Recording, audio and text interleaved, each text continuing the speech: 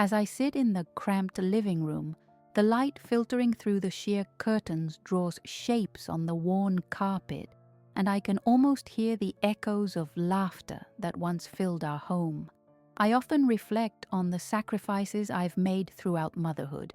Those years spent juggling work and family, often at odds with each other, felt like a dance where I was always trying to maintain perfect balance. My son, Jake, was my world, and every decision I made revolved around his needs and dreams. I remember the sweet smell of chocolate chip cookies wafting through the cozy kitchen, my attempt to create a haven for him. As I mixed the dough, he would race in, face flushed with excitement, almost vibrating with youthful energy. "Mom, can we eat them hot from the oven?" he'd ask, his laughter infectious, lighting up my heart. Those moments were sacred. We'd sit together at the kitchen table, sharing stories of his day, my heart swelling with pride as he spoke of his dreams of becoming a father one day just like me. That bond seemed unbreakable, firm and woven tightly with threads of laughter, trust, and affection. But as years went by, I began to feel a subtle shift, as if an unseen weight was pressing down on us. The day Jake introduced me to Agnes marked the first turn in the road. From our first meeting, I sensed a tension in the air, something unspoken yet palpable. Her confidence was something I admired, yet it cloaked a kind of condescension that I couldn't quite put my finger on. As Agnes became an integral part of our lives, I was filled with hope, believing I could strike a balance, creating a familial bond with her. Yet, her presence began to alter the landscape of our family narrative. The sincerity in Jake's voice started to wane. Our conversations thinned out like the fading autumn leaves. "Mom, maybe we should let Agnes take the lead on this," he said one day after I had enthusiastically suggested a family tradition we'd cherished for years. His words hit me like a thunderclap.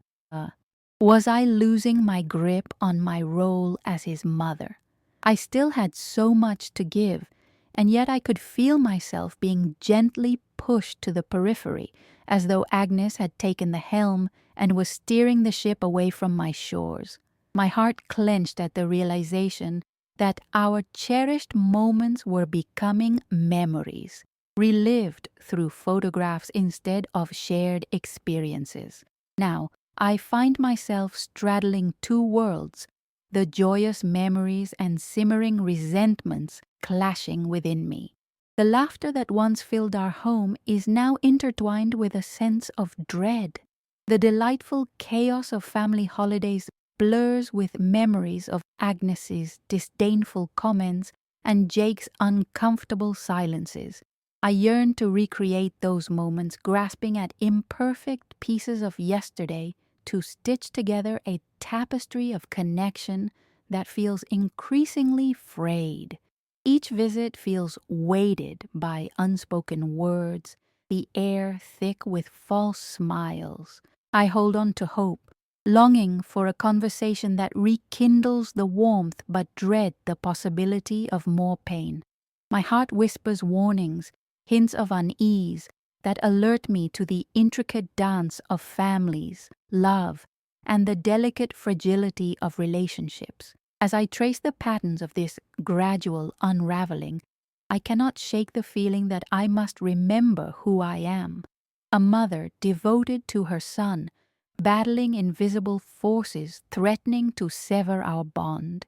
The first time Agnes stepped into my life, the warmth of her smile masked the chill lurking beneath. She floated in like a fresh spring breeze, full of energy and exuberance, and I couldn't help but feel excited that she would join our family. Jake was over the moon, and that joy swept me up too. But as I welcomed her into our home, I began to notice the subtle ways her confidence turned into something more insidious. It was the little things at first, snarky comments veiled in laughter, that seemed harmless but left a bitter aftertaste. During one of our family gatherings, I vividly remember suggesting we play one of our beloved board games after dinner. The familiar scent of my homemade casserole wafted through the air, and the atmosphere buzzed with chatter and happiness. I was met with an immediate glare from Agnes. "Oh, please, those old games are so boring, Miriam. The kids are already glued to their screens." The laughter that surrounded us shifted, a dimming light as I felt the heat rush to my cheeks. I had spent hours preparing the meal, hoping to rekindle the warmth we once shared. "Maybe we can try something new," I suggested, trying to keep my tone light despite the tremor in my voice. But the moment slipped away, washed out by Agnes's insistence on new traditions, her hand cutting through the air in dismissal, like a sharp knife slicing through my tender thoughts. Over the months, I watched as she carefully dissected our family dynamics. The warm, inviting dinners I used to host felt increasingly invaded by her icy demeanor. I imagined laughter sitting like a timid bird, perched silently in the corners, too afraid to partake in our gatherings. My heart sank further each time she rolled her eyes at my ideas, reshaping conversations in her favor and constructing barriers around my once cherished place in Jake's life. Her comments were often draped in a veil of casual indifference, and I couldn't help but wonder how they seemed acceptable to those around us. One evening, while admiring the family photo wall I'd curated with images from our vacations and birthdays, Agnes glanced up, her lips curling into a sly smile.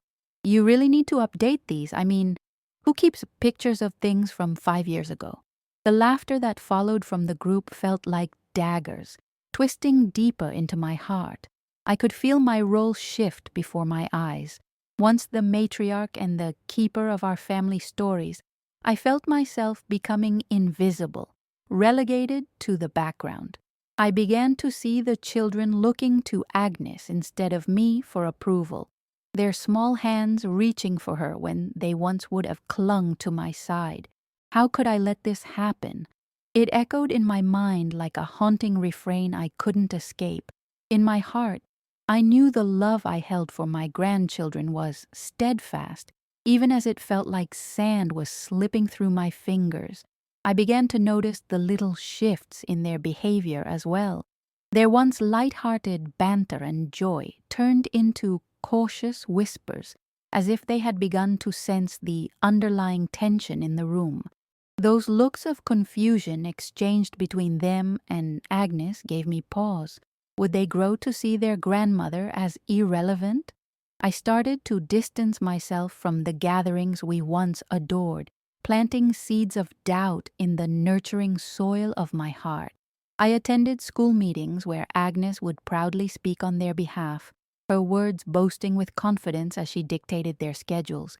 I sat beside her, a passive observer, feeling the weight of my silence settle like a heavy blanket over me.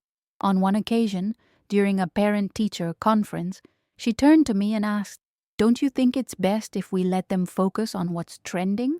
My chest tightened. The swirling emotions seemed to pull me under, yet I still wanted to reach out and connect.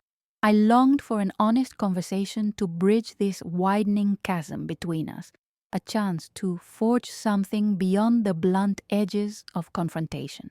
But every attempt I made to connect felt futile. I wondered if my hopes were misplaced, dissolving like grains of salt in water. As I pondered these memories, the scent of freshly baked chocolate cookies wafted through my kitchen once again, a fleeting reminder of simpler times.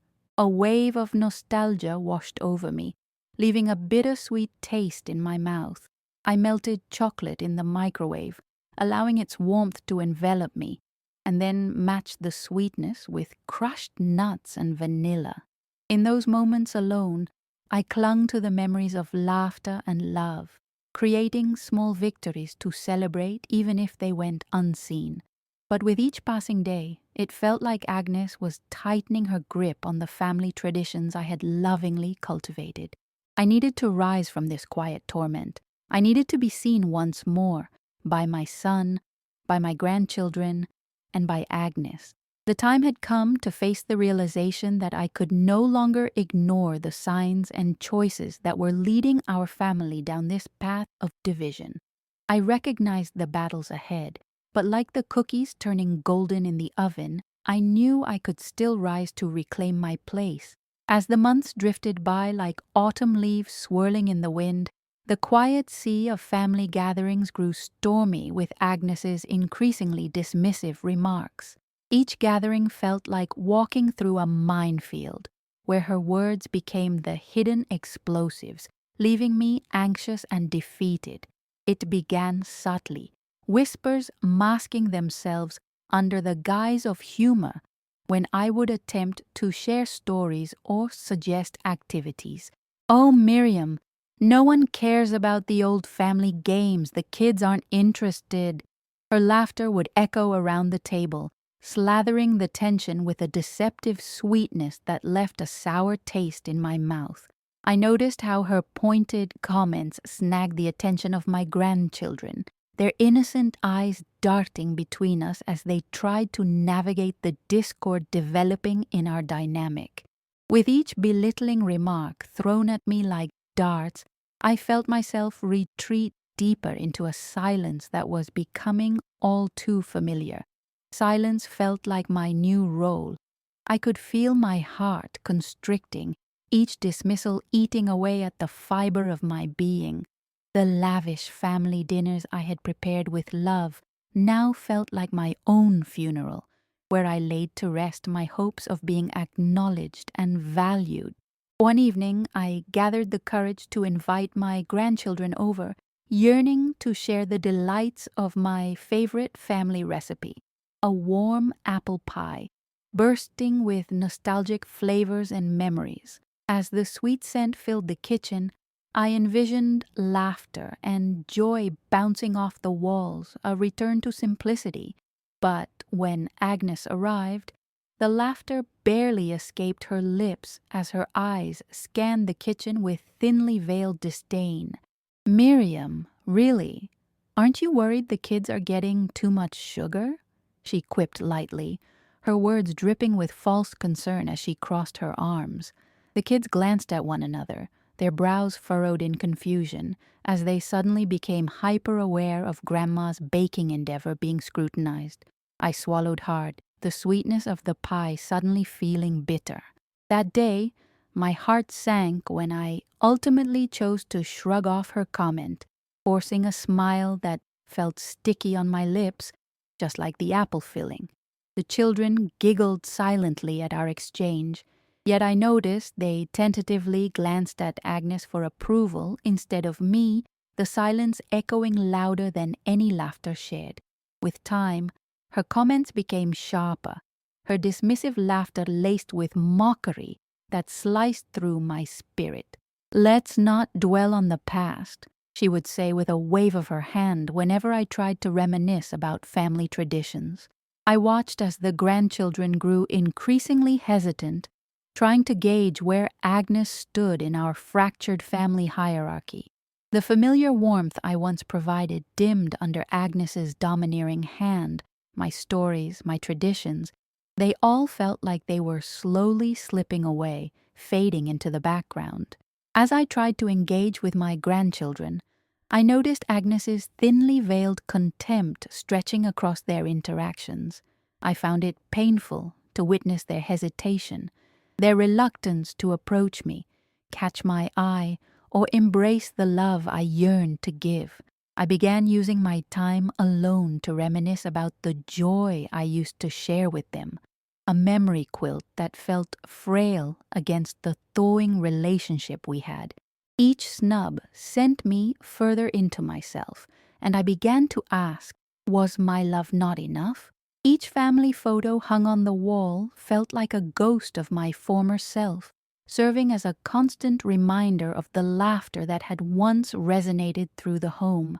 I would sit in the living room, surrounded by the echoes of better days, clutching my knitting needles, letting the rhythm settle me as my mind wandered to places of comfort.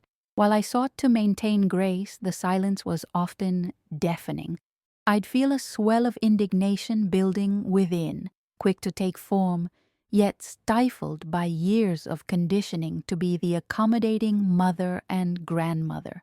I worried that my pain was becoming normalized, a status quo I had unwittingly accepted. Each dusk, while preparing to retreat into my solitude, I would repeat to myself a quiet mantra. They can mute me at the table, never in my heart.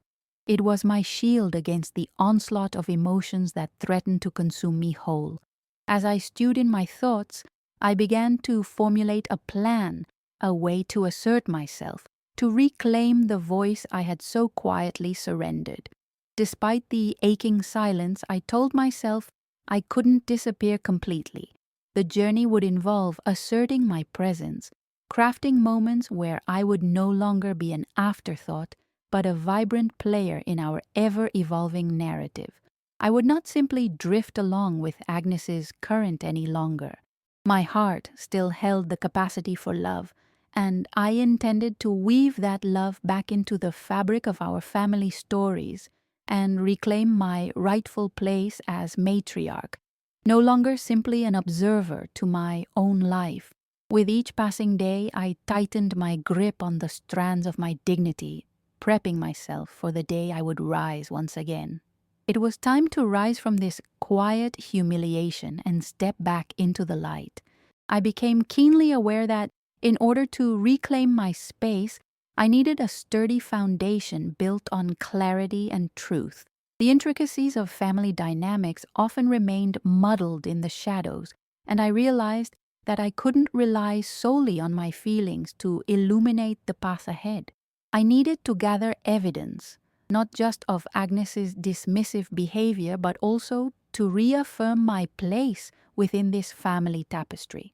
The plan sparkled in my mind, a beacon amid uncertainty.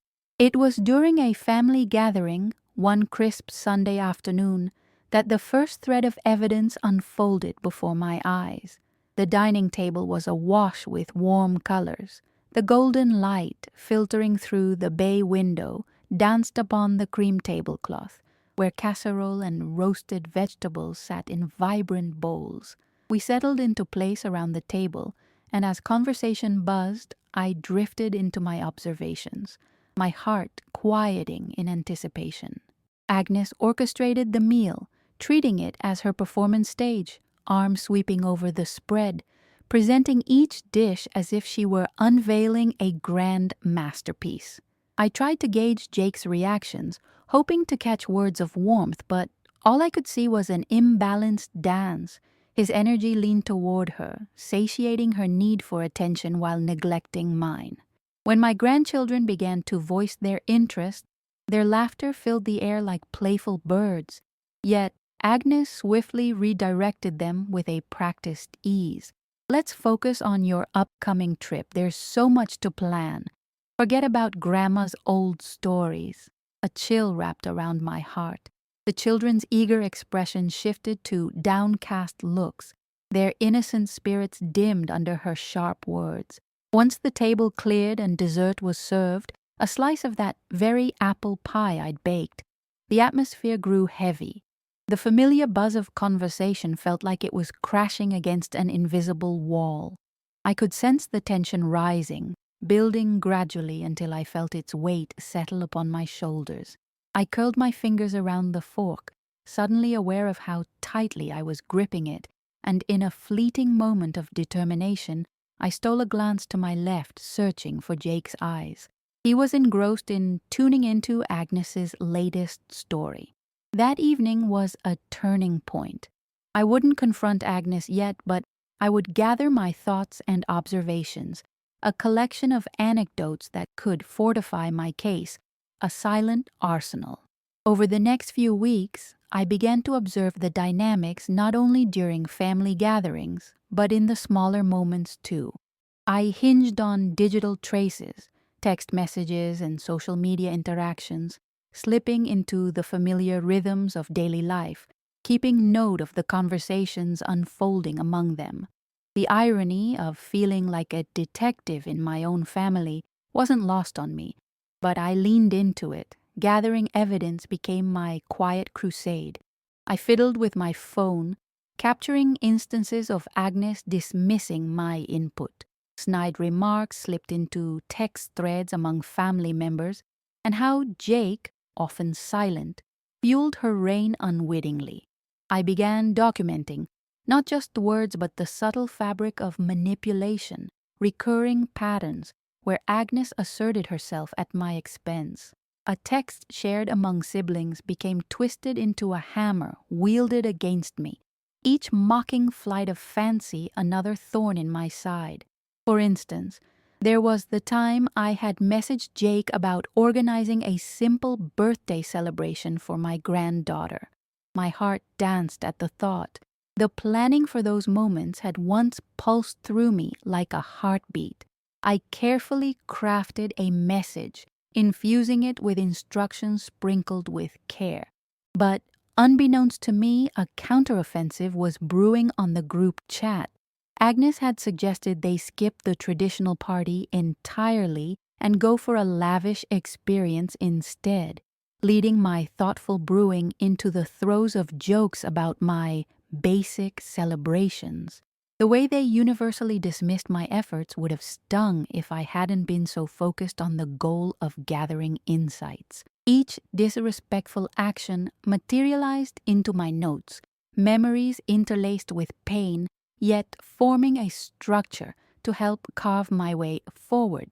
The evidence grew, a dense web illustrating the shift in family loyalty that had been stripped away in favor of Agnes's need for dominance. I hid the notes well, tucking them away between the pages of my knitting pattern book, safe from wandering eyes but loud within my heart. Each entry gave me strength, a validation of my emotions, allowing me to transform pain into preparation. With renewed focus, I began to seek out quiet moments with my grandchildren, walks at the park where I could laugh freely, sharing stories and introducing them to the world of my childhood. I held on to each precious interaction like delicate glass, hoping those moments of connection might stem the tide of Agnes's influence. Anna, my youngest granddaughter, seemed particularly receptive during those strolls. Her wide eyes and innocent questions warmed my spirit. They anchored my resolve deeper. "Why don't you come to our house more often, Grandma?" she would occasionally ask, her small hand tucked into mine, her brow furrowing in uncertainty. Each inquiry felt like an opening, a gap through which I could start to reclaim something her mother sought to suppress. With Anna's questions ringing in my ears, I devised a small yet significant plan. I would invite the family over for a special dinner, one infused with the magic of my baked goods and nostalgia, a night themed around the cherished memories of our past. I envisioned pink frosted cupcakes, the familiar warmth of cocoa enveloping the kitchen, program cards with games and stories tracing our roots, drawing everyone back home. Simultaneously, I would show them all the beauty woven into the tapestry of our family traditions, reminding them who I was, not the shadow of Agnes, but the lighthouse, guiding us to braver shores. My resolve forged into armor, I prepped for the night of the dinner. The final pieces were in place. I would not merely fight, but would share my heart, armed now with evidence and love, ready to carve through Agnes's carefully constructed facade and reclaim that which had always belonged to me. The evening of the dinner arrived, enveloped in the familiar comfort of home. I stood in my kitchen, the scent of cinnamon and vanilla curling through the air, weaving stories of love and warmth like the aroma of fresh cookies. The light from the chandelier glinted off the polished tableware I had meticulously arranged, each setting symbolizing my intention to revive what Agnes had attempted to erase. The table was adorned with memories, each dish crafted with care: my beloved stuffing, green bean casserole, and the crown jewel, that pink frosted cake that had become a family favorite over the years. As I melted chocolate for the cupcakes, the richness filled my spirit too. The doorbell rang, and a wash of nervous energy seized me, waiting, anticipating who might walk through the door. But I swallowed hard, reminding myself of my mantra: they can mute me at the table, never in my heart. I steeled myself as I wiped my hands on a dish towel and opened the door to reveal Jake and Agnes, flanked by my grandchildren, their eyes sparkling with excitement as they entered our home. "Wow, Grandma, it smells amazing," Anna squealed, bounding inside with enthusiasm, while Jake followed closely behind, sending a tentative smile my way.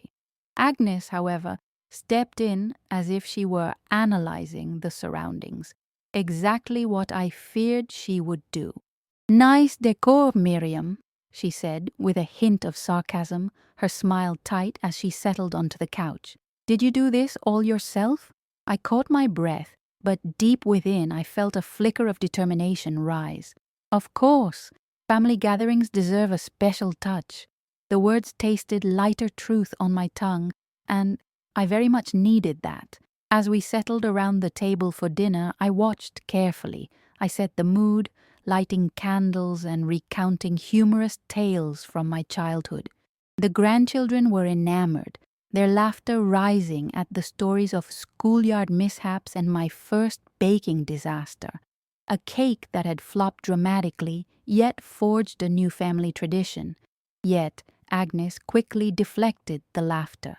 "Those were the days, huh? But they're nothing compared to the perks of modern living, right, kids?" The jarring shift in focus pricked my confidence. I leaned back, heart pounding as doubts began to creep in. Would my carefully planned effort dissolve under Agnes's domineering nature? But watching Anna's eyes twinkle with mirth as she clung to my stories steadied my resolve. I unveiled the main course with a flourish, a gracious display of colors and comfort, brightening the ambiance. As I melted into the warmth around the table, I suddenly felt a surge of longing and love envelop me. "Let's build some memories tonight," I announced bravely, inviting everyone to share their favorite family traditions or moments. I took a sip of my water, holding back the giddiness boiling below the surface, knowing this was the moment I had prepared for. Anna chirped eagerly, "I love the dance parties we have in Grandma's living room."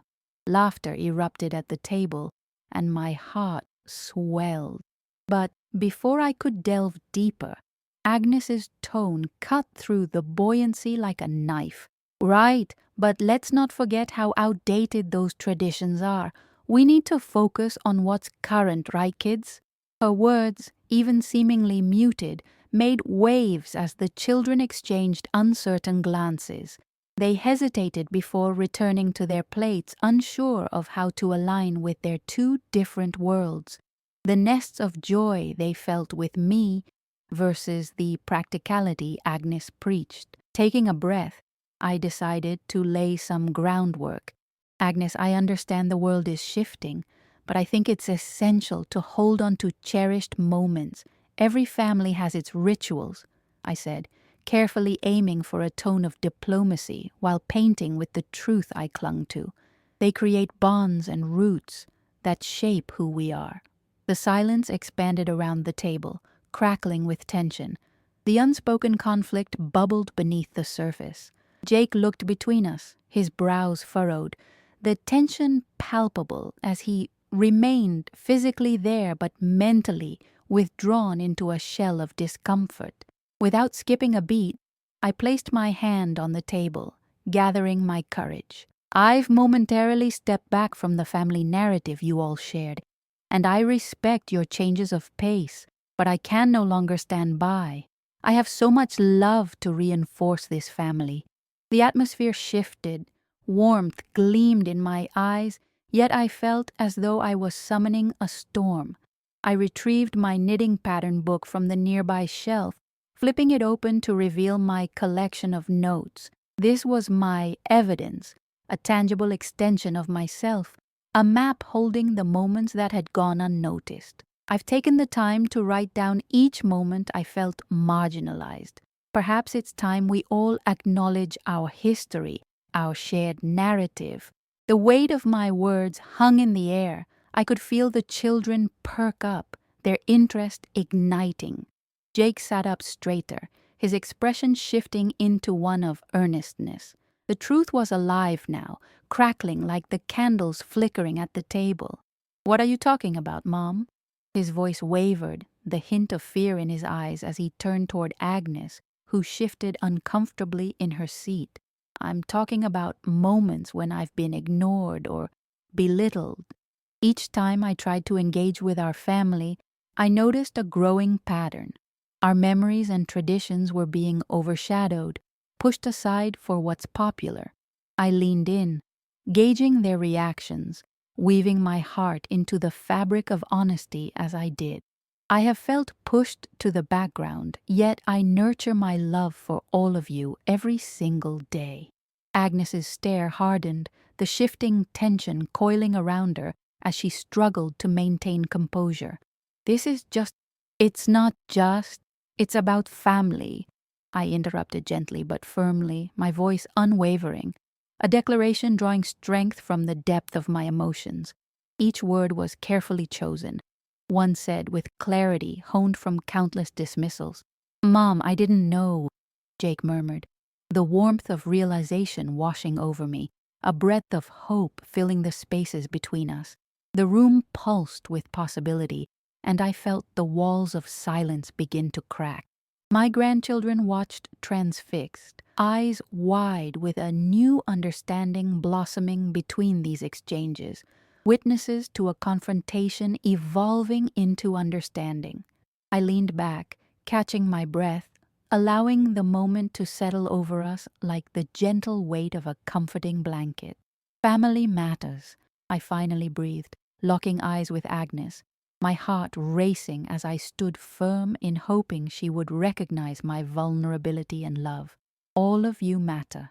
But I want to reclaim my place among you, to help anchor our traditions, to be a part of this evolving narrative." The dim silence filled with vulnerability clashed against the backdrop of laughter and understanding being reignited at the table. Each moment felt like the dawn of a new chapter, the potential illuminating my heart against the deep shadows of disregard. In that moment, as the dinner progressed, I found a glimmer of hope and unity amidst the fractures. We had started down a path toward healing, a complex journey that had just begun, but one that felt undeniably possible as I began to reclaim not only my rightful place, but also the love that had always rested in my heart. The dinner continued, tension wrapping around us like a warm, familiar shawl that felt both comforting and fragile. I sensed the electricity in the air shifting with each pulse of our conversation. After serving the main course, I cleared the table and returned with the pink-frosted cupcakes, placing them before my eager grandchildren. "And here's a special treat," I declared, allowing a smile to bloom on my lips. Anna's eyes sparkled wide with delight as she beamed back at me, her enthusiasm buoying my spirits. "Wow, Grandma, they look amazing," she squealed, her joy infectious enough to momentarily melt the tension that during the main course had weighed us down. I felt a flicker of hope ignite within me. As we dug into the cupcakes, I seized the moment.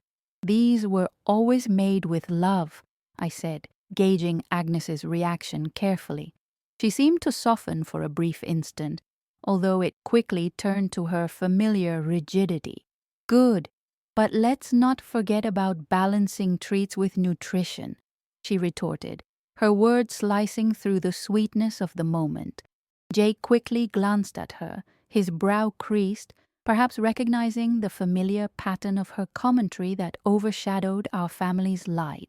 "Agnes," I ventured, determined to bridge our differences, "what we share here tonight matters. The joy we feel now is a piece of who we are. Remember how much laughter and memories we've built sitting together? Silence fell, thick and heavy. I leaned forward, intent on breaking through. Nostalgia isn't an anchor. It's the foundation from which we can grow. But Agnes's defenses were on high alert. What's important is preparing for the future. Holding on to outdated traditions might hold you back, she countered, crossing her arms as if sealing the conversation into a box, while the air turned electric with potential conflict. Yet a thought struck me. Agnes had her stories too. I remember how you shared your family traditions during holidays. I continued, searching her gaze for an opening. Those hand-stitched ornaments, the warmth of your gatherings, those moments are precious. What if we blended those traditions with what's new? Agnes's brow furrowed. Sure, but that's just for children. We can't keep living in the past, she replied, but I could hear the uncertainty in her voice. The storm inside me turned into calm determination. But those memories can strengthen our family as we grow, I pressed gently. I want us to cultivate love for both the past and the future. In the charged silence that followed, Anna's eyes darted between us, her youthful innocence piercing the thickness of our differences. Can't we have both? Can we still be together? She asked quietly. Together? I echoed, my heart swelling at the prospect. I could feel hope blooming in that singular word, the possibility that perhaps bonding over our shared experiences might weave us closer together despite the past. As the static tension morphed into a fragile unity, I turned my attention toward my grandchildren. Let's encourage conversations about what matters, the things we love. Discouragement never strengthens us. It only creates gaps. Jake nodded, and to my surprise, Agnes paused, her gaze softening just a little. I sensed a shift edging toward understanding, a desire to heal. Mom, I hadn't realized, Jake murmured, his eyes scanning the table filled with a spectrum of our shared culinary history. A warmth of realization spread across his face, wrapping around us like an embrace. See? I encouraged gently. We can connect over these cherished memories. The kitchen filled with the sounds of cupcakes being devoured, but more importantly, the murmured conversations began to lift the collective spirit in the room. My heart raced as I pressed forward, fueled by this new energy. What if we started small? Each of us can bring a favorite tradition to our gatherings, a blending of old and new. That seemed to resonate. Agnes's posture shifted again, contemplating the idea as the children exchanged hopeful glances. The walls confronting us began to blur. The night felt less like a battlefield and more like fertile ground. As laughter bubbled between us and Anna piped up about the family dance parties in the living room, I felt the luminous thread of connection re-knit in real time. Grandma, can we have dance parties while baking cupcakes? She wondered aloud, her eyes glimmering with excitement. Yes, those are the joyful parts, I affirmed, a wave of affection riding through me. Traditions don't have to fight against each other. They can coexist and expand. In that moment, I felt emboldened not just by my intent, but by the flickers of unity sparked around our table. We salvaged memories from shadows and ignited them again with fresh imagination. With each new story shared, some old, some new, tales of joy and laughter, it became clearer. We were stepping upon an untouched path, one towards healing and restoration, towards a narrative fluid enough to accommodate both the past and the exciting future. As the lull of our conversations bathed us in warmth, I understood we were beginning to carve out a new legacy together. It was a path I could nurture with my heart, threading love into the fabric of our story, where all pieces were valued, healed by the very traditions Agnes had sought to overshadow. The air hung thick with potential, and I knew this could be the turning point in reclaiming my place, not through confrontation, but through shared understanding, joy, and the commitment to bind our hearts. And together, we could rebuild our family story on the firm foundation of love, allowing every voice to echo, even my own. The evening continued, and laughter now filled the gaps where tension once resided. My heart soared as I watched my grandchildren chatter animatedly about their day, sharing stories that drew us closer. Anna's joyful spirit radiated across the table, invigorating all of us. Then Jake's voice broke through the merriment. "Mom, I've been thinking about what you said earlier, about family and tradition." His demeanor shifted from casual to serious, a hint of determination etching his features as the smiles around the table stilled, all eyes landing on him. "Yes," I interjected, my breath quickening.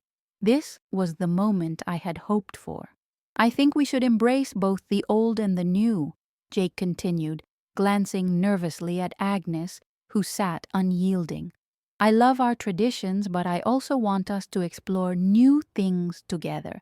We can create memories that include everything important to us." Gasps filled the air, and my heart thudded in my chest. Jake was pushing against the tide of Agnes's control, and I felt a swell of hope just as Agnes tightened her jaw. "Jake, I believe in adapting," she replied, her voice managing to maintain its cold authority. "Traditions are valuable, but children need structure too. You can't replace what's already established." "But why can't we build on it?" Jake countered, resolve glittering in his eyes. "I love what we have, but I want us to be open to change. It doesn't mean losing what's come before." The table felt electric with anticipation as my heart raced. This was a pivotal moment, a potential shift in our family dynamic. Anna chimed in, her innocent voice cutting through the tension. "Grandma, can we have both? Can we keep our old stories and make new ones?" Agnes's defensive walls began to waver, softening in the light of Anna's hopeful inquiry. I suppose we can incorporate some new ideas," she eventually conceded, her tone reluctant yet tinged with curiosity. "Absolutely," I urged, sensing our collective energy pulsing with possibilities. "Let's celebrate what has made us who we are while embracing new paths. We can redefine our traditions, make them richer." The air shimmered with unresolved questions, seconds stretching between us as we processed this new proposal of merging tradition with growth. The weight of our friction seemed lighter, opening up space where understanding sat in waiting. Jake looked at his mother, careful yet confident. "Mom, we can make it work. I want to hear the stories from Grandma and also explore what else is possible. I feel like we can include everyone." "True," Agnes affirmed reluctantly, tension easing as her defenses began to crack. "We can start with small changes, but we do need to honor what we have established." Together we took a collective breath, tension replaced by a gentle sense of unity, a tapestry woven from experience and hope.